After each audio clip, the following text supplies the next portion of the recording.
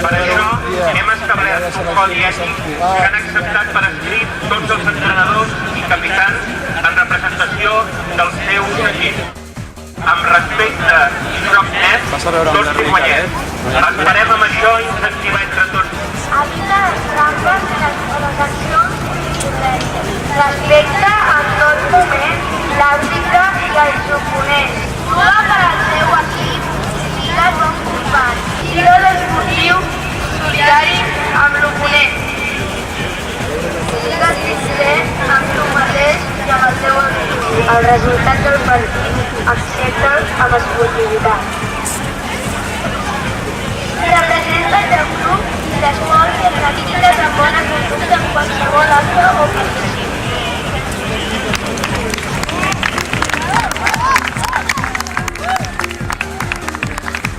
Amb respecte i joc net, tots hi guanyem. Gràcies.